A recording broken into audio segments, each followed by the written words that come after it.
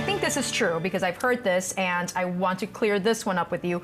Are frozen fruits and vegetables just as nutritious as fresh? And I heard it's actually better when you buy them frozen. It could be better. It depends on when you're buying it. Or for example, if you go to a farmer's market, you know it's fresh and you're cooking it that day, very fresh, just got picked, right?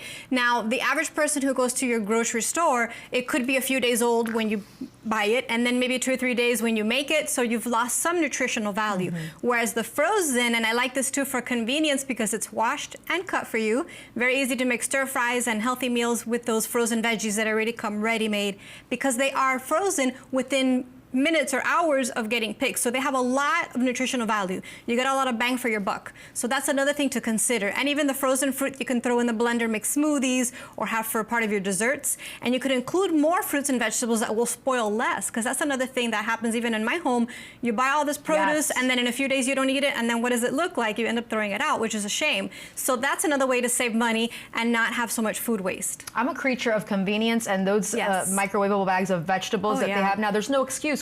They're great. Such an easy way to get your veggies, correct? Yes, definitely. When fish is frozen, you're not getting that nutrients that you normally get from like an omega-3 from the fish. Is this true? Well, it depends how it's frozen. So try to look for flash frozen, meaning again that it's caught and frozen within hours. So you have higher quality nutrition just like in the vegetables. So it can depend on the packaging and how exactly they're packaging it. So that's why you always have to be an informed consumer and read those labels, read the ingredients and the processing of that particular food item. So what should we be looking for on the food label?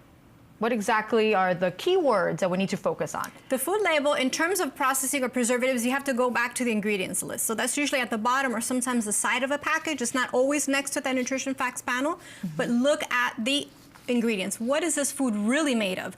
The first 5 ingredients are the most abundant in that product. And one of them needs to have the word whole in there. It should. If it's a bread, for example, it should say whole grain or whole oat or something to that effect.